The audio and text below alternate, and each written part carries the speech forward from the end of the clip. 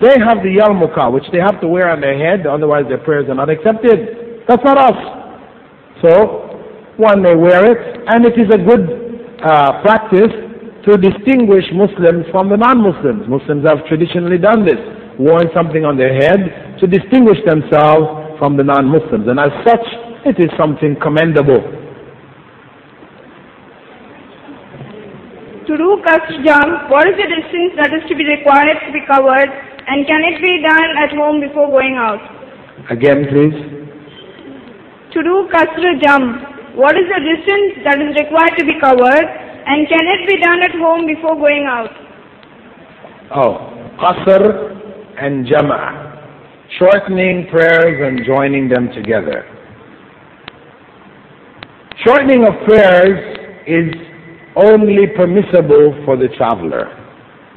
Joining prayers is permissible for a traveler as well as a resident. There are circumstances wherein a resident may join prayers.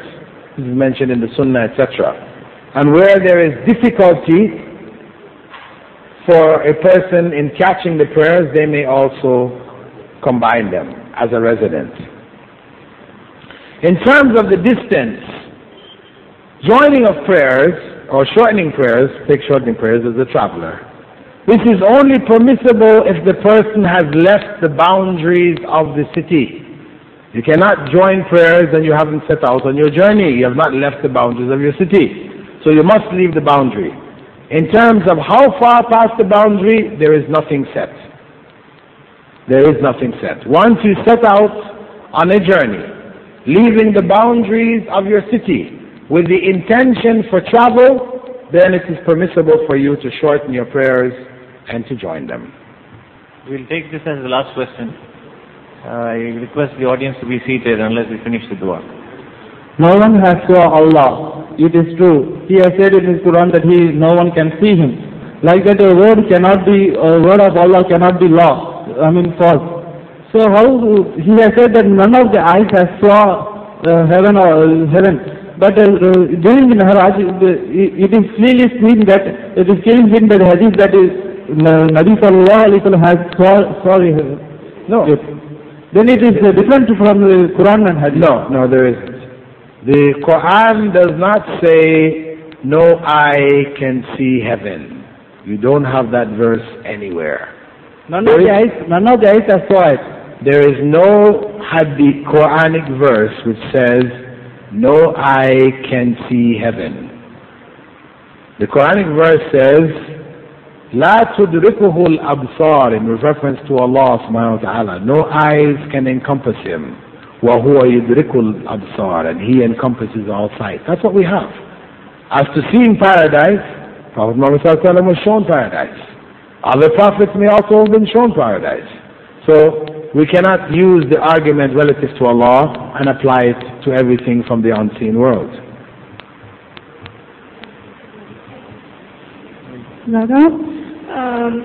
In Islam, you are not supposed to deface the fair face of nature.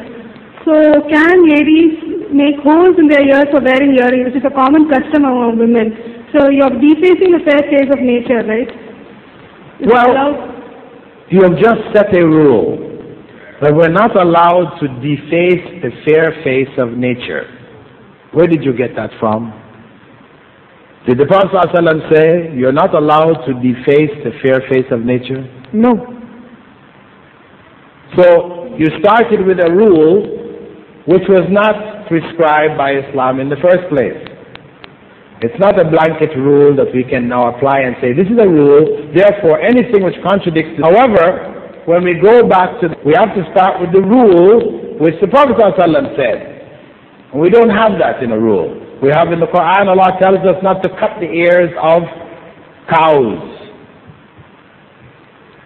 He said also that Satan will encourage us to change Allah's creation. However, when we go back to the time of Rasulullah sallallahu alaihi wasallam, we know that the women in his time wore rings in their ears. They wore rings in their noses. So it is permissible to puncture the air to wear a ring or two. And to do so with your nose, it is permissible. Based on the practice of the wives of the Prophet ﷺ, the women in his time, and his approval of it. This questioner will be the last questioner of the day. Well, if you give the last question to the men, you have to give the last one to the women. Either you stop now, or you give the man the question, then you have to give the woman, because we started with the men. Okay, last one, too. Can we Muslims purchase a house or a vehicle or any household appliances on installment or in a hire purchase system? Where you sign a contract of interest, it is haram. Whatever name you call it, it is haram. Where you are not signing a contract of interest, then it is permissible. What is the limit of hijab in front of our mahram other than our husband? And is it compulsory for us to wear socks while saying a prayer? Salama narrated when she was asked, can a woman wear a scarf and a gown and pray? She said, yes, she can, as long as the gown is wide, loose, and it covers the tops of her feet. So, the covering of the tops of the feet, this is part of the awrah for salah as well as outside the salah. Her garment should come down and cover the tops of her feet. Now, people have substituted that with socks. But, are socks really a substitute? No. Because the socks show the shape of the feet. If you accept socks, then you could just as well accept stockings. And a woman can go out wearing body stockings. It's like a sock. So the sock is not a substitute. The garment should come down and cover the tops of her feet. What was the other part of the question? No. I also want to know what is the limit of hijab in front of our mahram men. Okay. The limit of hijab. Hijab in front of the mahram.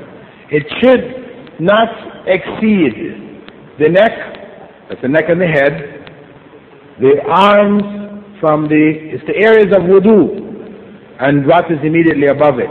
The lower arm and the lower leg below the knee. The rest of her body should be covered. Thank you. Jazana wa yakum.